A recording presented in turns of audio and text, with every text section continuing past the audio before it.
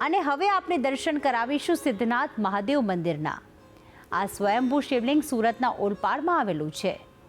આ પવિત્ર મંદિરમાં શિવલિંગની સાથે મહાદેવની અલૌકિક પ્રતિમાઓના પણ દર્શન કરી શકાય છે। કહેવાય છે કે જો તમે આ મંદિરમાં બંને સ્વરૂપને એકવાર નતમસ્તક થઈ ગયા તો જીવન પર્યંત કદી નહીં થાય આપને દુઃખોનો સંગાથ। તો આવું કરીએ આ દિવ્ય મંદિરના દર્શન। ઓલપાડ તાલુકાના સરસ ગામે અતિ પ્રાચીન અને ઐતિહાસિક સિદ્ધનાથ મહાદેવનું મંદિર આવેલું છે। આ મંદિરની સાથે અનેક દંતકથાઓ જોડાયેલી છે અને આ શિવ મંદિરના ઇતિહાસની જો વાત કરીએ તો કહેવાય છે કે હેડંબા વનનો આ વિસ્તાર અને દરિયા કિનારે આવેલા આ વિસ્તારમાં ગોકળ ઋષિનો આશ્રમ આવેલો હતો અને આશ્રમના પશુઓ આ જગ્યા પર ઘાસ ચરવા માટે આવતા હતા, પરંતુ ગાયોના ટોળામાંથી એક ગાય નિત્ય અલગ થઈ જતી અને ટેકરી ઉપર ઊભી રહી એક જગ્યા પર અવિરત આંચળમાંથી દૂધની ધારા વહેરાવતી હતી। આ દ્રશ્ય ગોપાલકોએ જોયા અને તેમણે ગોકળ ઋષિને આ વાતની જાણ કરી અને ગોકળ ઋષિએ પોતાની અંતર્મનથી જોયું તો જમીનમાં શિવલિંગ હતું। ગોકળ ઋષિએ એ જગ્યા પર તપ કર્યું અને તેમના તપોબળથી આ શિવલિંગ જમીનમાંથી સ્વયંભૂ પ્રગટ થયું। કહેવાય છે કે રાજા મહારાજાના સમયમાં લૂંટારાઓના ત્રાસથી રાજાઓ પોતાના રાજ્યનો ખજાનો શિવ મંદિરમાં છુપાવી દેતા હતા। આથી વર્ષો પહેલા લૂંટારાઓની નજર આ સિદ્ધનાથ મહાદેવ મંદિર પર પડી હતી। ગાયકવાડના સમયના આ મંદિરમાં શિવલિંગ નીચે મોટા પ્રમાણમાં ખજાનો હોવાનું માનીને લૂંટારાઓએ આ મંદિરમાં લૂંટ ચલાવી હતી અને શિવલિંગ પર હથોડા અને કુહાડીના ઘા મારી શિવલિંગ તોડવાનો પ્રયાસ કર્યો હતો।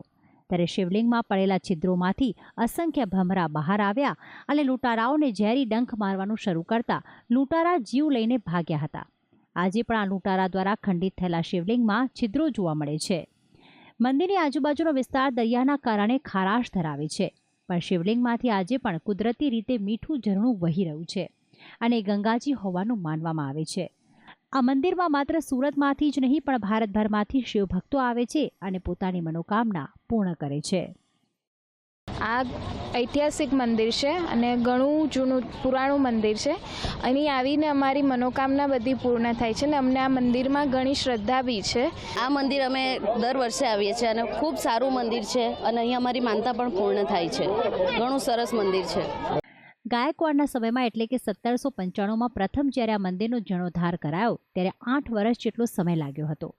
ગાયકવાડ સ્ટેટના દામાજીરાવ પીલાજીરાવને પૂનાના સુબાઓના ભયથી પેશવા સરકારના નથુરામ મહેતાને સિદ્ધનાથ મંદિરની જગ્યા બતાવી હતી અને મંદિરના જીર્ણોદ્ધાર માટે બાધા લેવડાવી હતી। નથુરામ મહેતા રસ્તેથી જતા હતા ત્યારે તેમને રસ્તેથી 15,000ની થેલી મળી હતી અને મળેલા રૂપિયાથી તેમણે મંદિરના જીર્ણોદ્ધાર પાછળ ખર્ચો કર્યો હતો। આ મંદિરના નિર્માણ માટે તે વખતે જયપુર અને મારવાડથી શિલ્પી બોલાવવામાં આવ્યા હતા અને તે વખતે સિમેન્ટના બદલે ચીકણી માટી પથ્થરની શિલાથી મંદિરનું નિર્માણ કરાવ્યું હતું। આજે આ મંદિર વર્ષો પછી પણ અડીખમ છે અને કળિયુગમાં આસ્થાનું કેન્દ્ર બન્યું છે। કે તમારું કોઈ પણ એવું કાર્ય હોય, કોઈ પણ એવું કામ હોય જે આજ સુધી પૂરું નહીં થયું, તમે 2 હાથ જોડીને દાદાને પ્રાર્થના કરો તો તમારા દરેક કામ સિદ્ધ થઈ જાય। એના ઉપરથી એનું નામ સિદ્ધનાથ પાડવામાં આવ્યું છે। માગસર સુદ 11 જે મહા મહિનાની 11 આવે છે એ ભગવાનનો પ્રાગટ્ય દિવસ ગણાય છે। એ દિવસે અહીંયા 2 દિવસનો મેળો ભરાય છે અને રાતના જ્યારે મહાપૂજા થાય છે ત્યારે આ પાણી તમને આપોઆપ બહાર નીકળતું જોવા મળે છે। આખા વર્ષ દરમિયાન એક જ વખત જોવા મળશે માગસર સુદ 11ને દિવસે। એ દિવસ ભગવાનનો પ્રાગટ્ય દિવસ ગણાય છે અને અહીંયા 2 દિવસનો મેળો ઓલપાડ તાલુકાના સિદ્ધનાથ મહાદેવજીની ખાસ કરીને જો વાત કરીએ તો અહીં લોકોની આસ્થા ખાસ જોડાયેલી છે અને સિદ્ધનાથ મહાદેવ દાદા ભક્તોની મનોકામના હર હંમેશ પૂર્ણ કરતા હોય છે। આમ તો ભોળાનાથ નામ પ્રમાણે જ ભોળા ભક્તો મનથી જ્યારે તેમને યાદ કરે છે ત્યારે ભગવાન શિવ તેમને આશીર્વાદ અર્પણ કરે છે। ત્યારે ઓલપાડના સિદ્ધનાથ મહાદેવ પણ વર્ષોથી ભક્તોની માનતા સિદ્ધ કરે છે।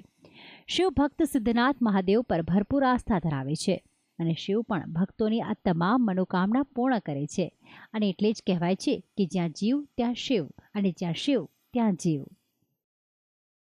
જીવન અને મૃત્યુના દેવ એટલે મહાદેવજી ત્રિકાળ જ્ઞાની છે અને ત્રિનેત્રધારી છે। શિવના ભક્તો પર હર હંમેશ શિવજીના આશીર્વાદ રહેતા હોય છે।